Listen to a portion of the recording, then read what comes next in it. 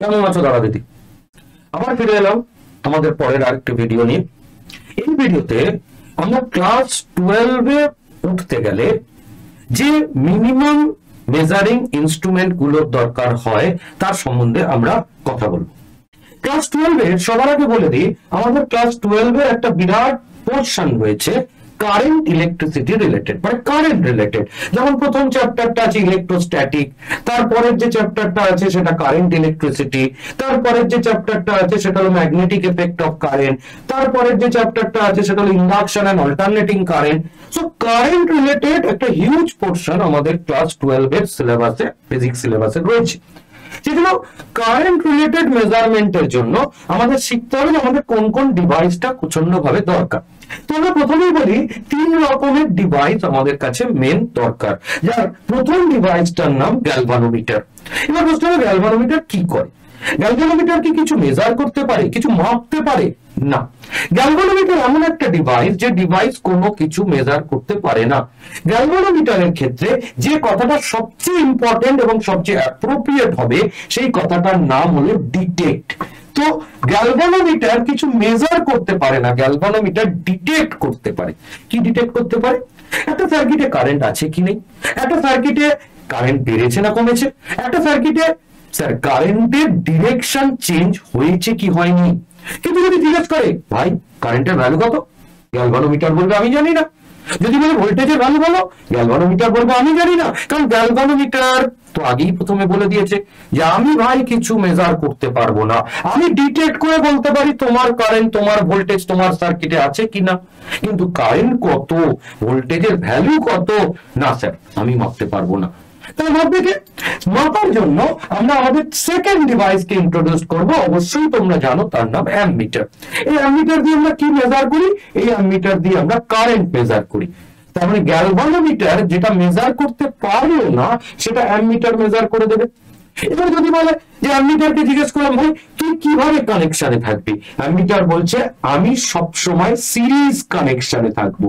তার মানে আমরা জানি আমাদের কাছে 2 রকমের কানেকশন হতে পারে, একটা সিরিজ আর একটা হলো প্যারালাল কম্বিনেশন। কিন্তু জেনে রাখো অ্যামমিটার সব সময় সিরিজ কম্বিনেশনে থাকবে। এবার প্রশ্ন হলো কেন সিরিজ কম্বিনেশনে থাকবে, আমরা নিশ্চয়ই শিখবো। তার আগে একটা ছোট্ট কথা বলি, সিরিজ কম্বিনেশনে আমরা ক্লাস 9-10-এ যে রেজিস্ট্যান্সের কম্বিনেশন পড়েছি সিরিজ এন্ড প্যারালাল, সেখানে আমরা শিখেছি সিরিজ কম্বিনেশনে কারেন্টের ভ্যালু সবসময় সেম হয় throughout all the resistance. আর সেই জন্যই অ্যামমিটার যেহেতু সিরিজ কম্বিনেশনে থাকবে, কেন?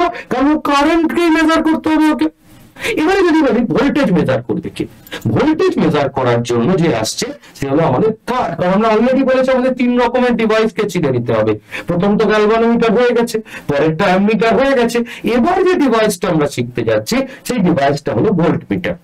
এবার ভোল্টমিটার দিয়ে কি মেজার হবে? ভোল্টমিটার দিয়ে পোটেনশিয়াল ডিফারেন্স বা ভোল্টেজ মেজার হবে। কিসের ইউনিটটা অবশ্যই আমরা জানি যে ভোল্টেজের ইউনিট হয় ভোল্ট। যেমন আমরা আমাদের বলি যে আমরা যে লাইনের যে ভোল্টেজ ইউজ করি সেটা হলো 220 ভোল্ট, তাহলে ভোল্টটা কিসের ইউনিট? ভোল্টেজ বা পোটেনশিয়াল ডিফারেন্সের ইউনিট। এখন প্রশ্ন হলো ভোল্টমিটার কোন কম্বিনেশনে থাকবে? আমরা শিখেছিলাম সিরিজ কম্বিনেশনে কি হয়, কারেন্ট সেম হয়, কিন্তু প্যারালাল কম্বিনেশনে কি হয়, ভোল্টেজ সেম হয়। সেই জন্য জেনে রাখো স্যার ভোল্টমিটার সব সময় প্যারালাল কম্বিনেশনেই থাকবে। তাহলে অ্যামমিটার দিয়ে আমরা কি মেজার করতে পারি? কারেন্ট। আর ভোল্টমিটার দিয়ে কি মেজার করতে পারি? ভোল্টেজ। অ্যামমিটার সবসময় কোন কম্বিনেশনে থাকবে? অ্যামমিটার সবসময় সিরিজ কম্বিনেশনে থাকবে। আর ভোল্টমিটার সবসময় কোন কম্বিনেশনে থাকবে? সবসময় প্যারালাল কম্বিনেশন। এবারে আমরা কি শিখব? এখানে আমরা এই এক একটা ডিভাইসের ডিটেল শিখবো, এই ডিভাইসগুলো কি কি কাজ করে। তবে সেইটা শেখার আগে আমরা একটা জিনিস বলি, এই যে গ্যালভানোমিটার আছে, এই গ্যালভানোমিটারকে আমরা বলতে পারি দিস ইজ মাদার ডিভাইস। কেন বললাম মাদার ডিভাইস? মাদার ডিভাইস আমরা এই কারণেই বলছি যে এই গ্যালভানোমিটার থেকেই আমরা অ্যামমিটার তৈরি করতে পারি, এই গ্যালভানোমিটার থেকেই আমরা ভোল্টমিটার তৈরি করতে পারি। মনে করলাম আমি ফিজিক্স পড়ানো ছেড়ে দিয়েছি, এখন আর ফিজিক্স পড়াবো না, আমি একটুখানি কোনো একটা ফ্যাক্টরি লাগাবো। কিসের ফ্যাক্টরি? যে ফ্যাক্টরিতে গ্যালভানোমিটার, অ্যামমিটার আর ভোল্টমিটার আমি তৈরি করবো। কিন্তু যদি আমি প্রপার লিটারেট পার্সেন্ট হই, আমি যদি জানি, বেসিক নলেজ যদি আমার থাকে, আমি কখনোই অ্যামমিটার আর ভোল্টমিটারকে আলাদা করে তৈরি করব না। কেন করবেন না স্যার? আমি তৈরি করব শুধুমাত্র গ্যালভানোমিটার। তাহলে যে বললাম গ্যালভানোমিটার মাদার ডিভাইস, আর এই গ্যালভানোমিটার থেকেই আমরা অ্যামমিটার, আবার এই গ্যালভানোমিটার থেকেই আমরা ভোল্টমিটার কনভার্সন করে নেব। তার মানে শুধু গ্যালভানোমিটার তৈরি করতে পারলেই আমরা 3 ধরনের ডিভাইসকে তৈরি করে নিতে পারবো। এবার যদি কেউ আমাকে বলে যে গ্যালভানোমিটার কি কাজ করে, তো প্রথমেই আমরা যাচ্ছি গ্যালভানোমিটারের ডিটেলসে। আমরা দেখতে পাচ্ছি this is the symbol of galvanometer, either এরকম অ্যারো দিয়ে লেখা হয় আর না হলে এরকম জি লেখা হয়। এবার যদি বলি গ্যালভানোমিটারের ছবি কেমন, this is the picture of galvanometer. যে গ্যালভানোমিটার আমরা দেখতে পাচ্ছি এখানে এটা 0 আছে আর এই জায়গাটায় 30 আছে, তার মানে কটা ডিভিশন আছে? 30 ডিভিশন।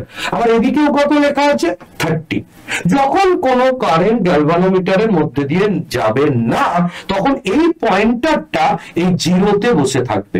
তাহলে পয়েন্টারটা যদি 0-তে বসে থাকে তাহলে আমাদের বুঝে নিতে হবে যে আমাদের এই গ্যালভানোমিটারটার মধ্যে দিয়ে কোনো কারেন্ট যাচ্ছে না। কিন্তু যদি এবার দেখা যায় পয়েন্টারটা এদিকে ডিফ্লেক্ট হয়েছে, পয়েন্টারটা যদি এদিকে ডিফ্লেক্ট হয় তার মানে কারেন্ট আছে।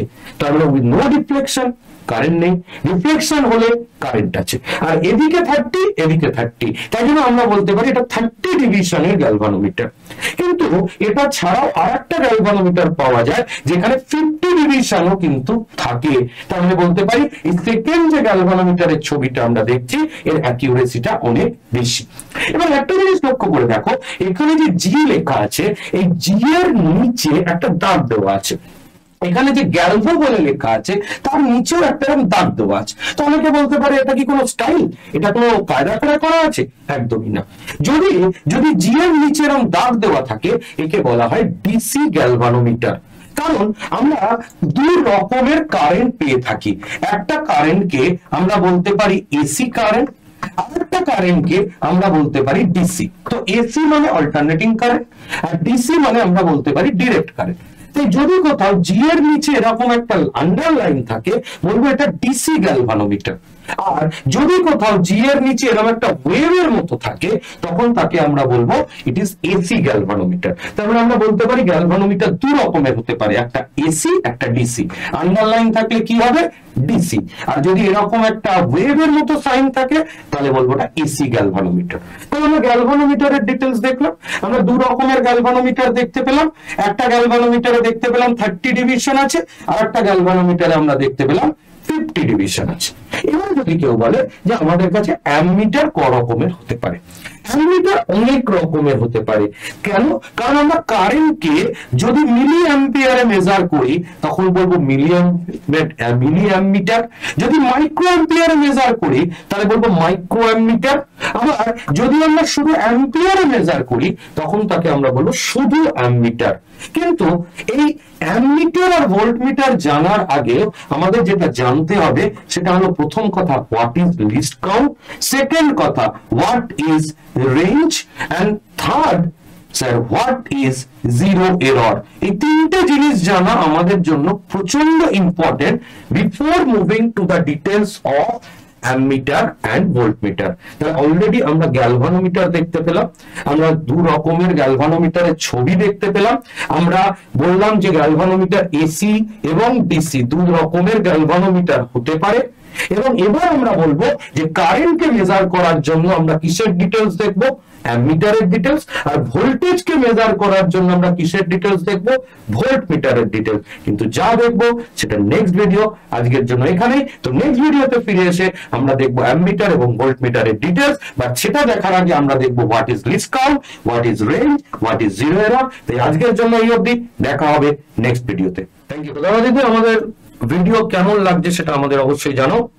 আমরা এক এক করে ক্লাস 11, 12, সিবিএসসি, আইএসসি এবং স্টেট বোর্ড এক্সামের ফিজিক্স, কেমিস্ট্রি, ম্যাথ, বায়োলজির ভিডিও এক এক করে আমরা পাবলিশ করব। এবং তার সাথে ইঞ্জিনিয়ারিং এবং মেডিকেল এন্ট্রান্স এক্সাম প্রিপারেশনের জন্য যাবতীয় ফিজিক্স, কেমিস্ট্রি, ম্যাথ, বায়োলজির যা ভিডিও লাগে আমরা এক এক করে আমাদের ফেসবুক এবং ইউটিউব চ্যানেলের মাধ্যমে তোমাদের কাছে পৌঁছে যাব। তাই আমাদের ভিডিও যদি ভালো লেগে থাকে এবং রেগুলার যদি আমাদের ভিডিও তোমরা দেখতে চাও, তাহলে অবশ্যই আমাদের ফেসবুক পেজ ড্রিমস এডুকেশন সেন্টারের ফেসবুক পেজ এবং ড্রিমস এডুকেশন সেন্টারের ইউটিউব চ্যানেলকে তোমাকে ফলো এবং সাবস্ক্রাইব করতে হবে, যার লিংক আমরা ডেসক্রিপশন বক্সের নিচে দিয়ে রেখেছি। তাহলে যদি আমাদের ভিডিও ভালো থাকে, যদি আমাদের ভিডিও তোমরা রোজ দেখতে চাও, তাহলে অবশ্যই আমাদের ফেসবুক পেজকে ফলো করো এবং ইউটিউব চ্যানেলকে সাবস্ক্রাইব করো এবং বেল বাটন দাবাতে কিন্তু ভুলবে না, কারণ তাহলে আমরা রেগুলার ভিডিওর আপডেট তোমাদের কাছে পৌঁছে দিতে পারবো। তো দেখা হবে নেক্সট ভিডিওতে, ততক্ষণের জন্য থ্যাংক ইউ।